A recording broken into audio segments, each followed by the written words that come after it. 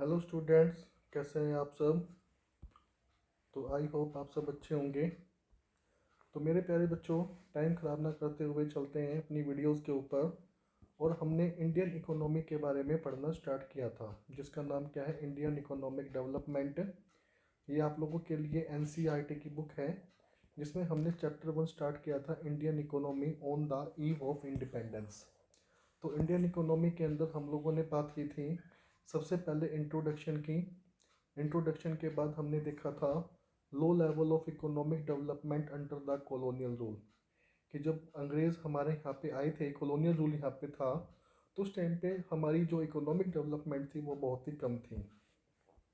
फिर हमने यहाँ पे एक मतलब कि टेक्सटाइल इंडस्ट्री की बात की थी, जिसमें हम लोगों ने एक कॉटन के बारे में बात किया था, जो बंगाल में पाया जाता है, जिसका नाम क्या था, डेक्काई मुस्लिन। फिर हम लोगों ने बात करनी थी आज एग्रीकल्चर सेक्टर के बारे में। तो बच्चों, लेक्चर 2 यहीं से स्टार्ट करते हैं, जिसका नाम क्या है, एग्रीकल्चर सेक्टर। तो कहता है Indian economy under the British colony rule remained fundamentally agrarian. तो अंग्रेज जब इंडिया में आए तो ब्रिटिश रूल के टाइम पे हमारे जो लोग थे, इंडियन इकोनॉमी जो थी, वो बेसिकली एग्रेरियन थी, यानी कि एग्रीकल्चर बेस्ड थी। लगभग 85% ऑफ द कंट्रीज पॉपुलेशन, हमारी जो 85% पॉपुलेशन थी, वो डायरेक्टली और इनडायरेक्टली किसके ऊपर, एग्रीकल्चर करती थी, है ना। About 85% of the population lived in the villages and derived their livelihood directly और इनडायरेक्टली फ्रॉम एग्रीकल्चर।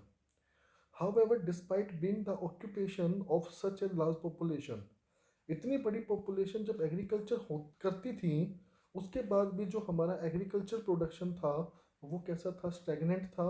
और वो कहता है डेटोरिएटेड था, मतलब कि उसकी हालत बहुत ख़राब थी। 85% जब किसी कंट्री की पॉपुलेशन एग्रीकल्चर करती है, तो सर प्रोडक्शन भी तो अच्छा होना चाहिए ना। 85% हमारी पॉपुलेशन एग्रीकल्चर करती है, तो कम से कम एग्रीकल्चर के मामले में तो हम अच्छे हों। बट उसमें भी स्टेगनेशन देखने को मिली, और वहाँ पे भी हमें डेटोरिएशन देखने को मिली। वो कहता है agriculture productive become low through in absolute term the sector experience some growth due to the expansion of the aggregate area under cultivation. वो कहता है हमारी जो एग्रीकल्चर प्रोडक्टिविटी थी, वो उसके अंदर जो ग्रोथ थी वो बहुत कम थी। और थोड़ी बहुत ग्रोथ जो देखने को मिली, उसका जो रीजन था वो क्या था, expansion of the aggregate area under cultivation. तो मतलब कि पहले हम इतने एरिया के ऊपर एग्रीकल्चर करते थे, पहले हम इतने एरिया के ऊपर एग्रीकल्चर करते थे, और अब हमने थोड़ा सा एरिया उसके अंदर क्या कर दिया, बढ़ा दिया। तो जो कल्टीवेशन एरिया था उसके बढ़ने की वजह से एग्रीकल्चर के अंदर थोड़ा प्रोडक्शन बढ़ा, वरना मतलब कि प्रोडक्शन तो यही मान लो बढ़ा ही नहीं, स्टैग्नेशन थी उसके अंदर, बिल्कुल ठहराव था। This stagnation in the agriculture sector was caused mainly because of the various system. तो एग्रीकल्चर सेक्टर के अंदर जो स्टैग्नेशन थी, उसके होने का जो बेसिकली कारण था, वो हमारा यहाँ पे जमींदारी प्रथा था, जिसको हम क्या बोलते हैं, लैंड सेटलमेंट सिस्टम। इसके अंदर जमींदार नियुक्त किए जाते थे। तो सबसे टॉप पे जो बैठी होती थी वो हमारी ब्रिटिश कॉलोनियल गवर्नमेंट होती थी, कॉलोनियल गवर्नमेंट। फिर हमारे पास जमींदार होते थे, और फिर कौन होता था, कल्टीवेटर या फिर किसान। तो कल्टीवेटर जमींदार को टैक्स जमा करवाता था, और जमींदार गवर्नमेंट को टैक्स जमा करवाती थी। तो ये जो जमींदार है ना, जो ये बिचौलिया है, जो मीडिएटर है, ये कल्टीवेटर का क्या करता था सर, एक्सप्लोइटेशन करता था। यानी कि इससे 20 रुपये वसूल करता और आके 2 रुपये जमा करवाता, या 3 रुपये जमा करवाता। तो सेंट्रल गवर्नमेंट ने टैक्स तो बहुत कम लगाया था जमींदारों के ऊपर, पर जो जमींदार है वो कल्टीवेटर का क्या कर रहे थे, एक्सप्लॉइटेशन। तो इसको हम जमींदारी सिस्टम बोलते हैं, जो बेसिकली इम्प्लीमेंट किया गया किसके अंदर, बंगाल प्रेसिडेंसी के अंदर। और बंगाल प्रेसिडेंसी अगर आप बात करें आज के टाइम पे, तो हमारी जो ईस्टर्न स्टेट्स हैं, ठीक है, ये जो पश्चिम बंगाल है, बिहार है, उड़ीसा वाला जो एरिया है, असम है, ये त्रिपुरा वगैरह, ये सारा का सारा एरिया उस टाइम पे बंगाल प्रेसिडेंसी के अंदर आता था। और कहता है the profit accruing out of the agriculture sector went to the जमींदार।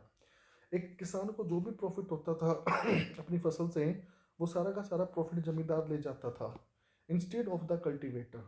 However, a considerable number of zamindar and not just the colonial government did nothing to improve the condition of agriculture. तो agriculture की condition को improve करने के लिए भाई किसान के पास तो पैसा है ही नहीं, वो तो सारा टैक्स में चला गया। और जमींदार जो था, और जो हमारी गवर्नमेंट थी, कॉलोनियल गवर्नमेंट, उसने कुछ ध्यान दिया नहीं। भाई ध्यान तो वही देगा जिसके पास पैसा है। जमींदार के पास पैसा है या फिर गवर्नमेंट के पास पैसा है। गवर्नमेंट ने, जमींदार ने एग्रीकल्चर के सेक्टर के अंदर उसकी कंडीशन को इम्प्रूव करने के लिए कोई स्टेप ही नहीं लिए।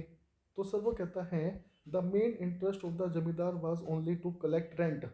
जमींदार का सिर्फ इतना ही इंटरेस्ट होता था कि वो रेंट कलेक्ट करे, regardless of the economic condition of the cultivator. Cultivator की इकोनॉमिक कंडीशन क्या है उस बात का उसके ऊपर कोई फर्क ही नहीं पड़ता था। दिस कोज इमेंस मिजरी, जिसकी वजह से जो हमारा कल्टीवेटर था, जो हमारा किसान था, उसकी बहुत ही दुर्दशा हुई। Immense misery and social tension among the latter. और उनके अंदर थोड़ी बहुत क्या आने लगी, सोशल टेंशन, सामाजिक दबाव उनके ऊपर बनने लगा। To a very great extent the term of the revenue settlement were also responsible for the zamindar. और वो कहते हैं इसमें जमींदार की भी कोई गलती नहीं है। देखा जाए तो जो हमारा रेवेन्यू सेटलमेंट सिस्टम था वो भी जो जमींदार का जो ये रवैया था, जमींदार का जो ये एटीट्यूड था, उसका एटीट्यूड इसीलिए था क्योंकि हमारा रेवेन्यू सेटलमेंट सिस्टम इतना खतरनाक था। वो कहता है date for the depositing tax of revenue were fixed, कि जमींदार सरकार को कब टैक्स जमा करवाएगा। भाई हमारे पास ये गवर्नमेंट है और ये हमारा जमींदार है। जमींदार सरकार को टैक्स जमा करवाएगा, उसकी डेट क्या होती थी, बिल्कुल फिक्स होती थी। वो एक दिन भी लेट नहीं कर सकता था। अगर ये लेट करेगा तो गवर्नमेंट जो है इसके राइट से छीन लेगी और किसी और जमींदार को अपॉइंट कर देगी। तो कहता है date for depositing specific sum of revenue were fixed, failing which the zamindar were to lose their right. अगर जमींदार ने टाइम पे अपना टैक्स जमा नहीं करवाया तो वो उस प्रॉपर्टी के ऊपर उसके उस प्रॉपर्टी के ऊपर जितने भी राइट्स हैं उन राइट को क्या कर देगा, लूज कर देगा, खो देगा। और फिर किसी और जमींदार को वहाँ पे अपॉइंट कर दिया जाएगा। तो जमींदार को ये होता था भाई टाइम पे टैक्स जमा करवाए। तो इसीलिए वो क्या करता था, थोड़ा सा शिक बिहेव करता था, रूड बिहेव करता था। किसके साथ, कल्टीवेटर के साथ। Beside this low level of technology, और भी एग्रीकल्चर के अंदर प्रोडक्टिविटी के ज़्यादा ना होने के और भी रीज़न हैं। तो एक आपको बताया है low level of technology, lack of irrigation facility and negligible use of fertiliser. ना तो टेक्नोलॉजी अच्छी है, ना इरिगेशन फैसिलिटी है, फर्टिलाइजर का यूज़ भी नेग्लिजिबल है। और भी बहुत सारी कंडीशन थी जिसकी वजह से जो हमारा फार्मर था उसकी जो कंडीशन थी वो बहुत ही प्लाइट, मतलब कि उसकी दुर्दशा थी। And contribute to the dismal level of agriculture productivity. There was some evidence of relative higher yield of cash crops. पर वो कहता है कि अंग्रेज़ों के टाइम पे ही कुछ हमने थोड़ा सा क्या देखा सर, कुछ एविडेंस देखे हैं जिसके अंदर क्या किया गया, हमने कैश क्रॉप को उगाना शुरू किया। नकदी फसलें बोलते हैं। तो एक होता है बच्चों खाने के लिए, जैसे गेहूं वगैरह है ना, तो ये यूज़ के लिए होती हैं, कमर्शियल कैश क्रॉप नहीं होती।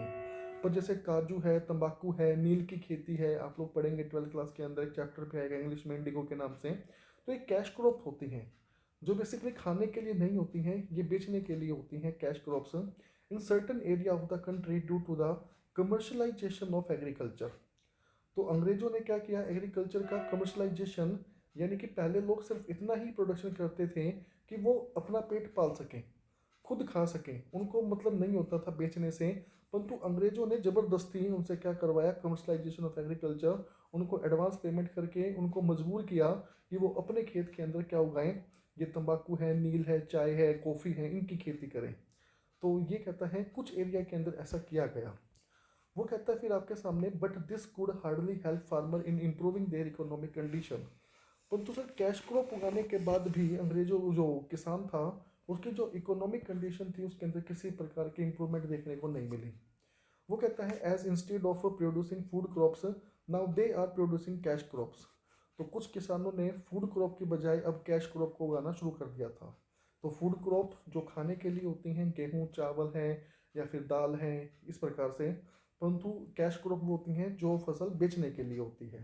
तो जिन किसानों ने फूड क्रॉप को छोड़ करके कैश क्रॉप को उगाना शुरू कर दिया था, उसको बेच करके उनको पैसा मिलता था, उनकी कंडीशन के ऊपर भी कोई फर्क नहीं पड़ा। उनकी कंडीशन अभी भी क्या थी सर, मिजरेबल थी, which were to be ultimately used by the British industry back home. Despite some progress made in irrigation, वो कहता है despite some progress made in irrigation, irrigation के अंदर थोड़ी बहुत प्रोग्रेस भी की गई।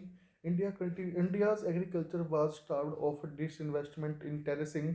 जो इंडिया एग्रीकल्चर सिस्टम था उसके अंदर बिल्कुल भी इन्वेस्टमेंट नहीं की गई, किसके अंदर, टेरेस फार्मिंग के अंदर, फ्लड को कंट्रोल करने के लिए drainage system, desalination of soil. भाई मिट्टी के अंदर सैलिनिटी प्रॉपर होनी चाहिए। अगर मिट्टी ज़्यादा सैलाइन हो जाएगी तो उसमें ज़्यादा प्रोडक्टिविटी नहीं रहेगी, उसमें फसल अच्छी नहीं हो सकती। तो मिट्टी की जो सैलिनिटी है, ड्रेनेज सिस्टम है, फ्लड फ्लड कंट्रोल है, टेरेस फार्मिंग है, इन चीज़ों को इन्वेस्टमेंट की जरूरत होती है। तो इस प्रकार से कोई भी इन्वेस्टमेंट इंडिया के अंदर नहीं की गई, ना तो जमींदार की तरफ से ना कॉलोनियल गवर्नमेंट की तरफ से।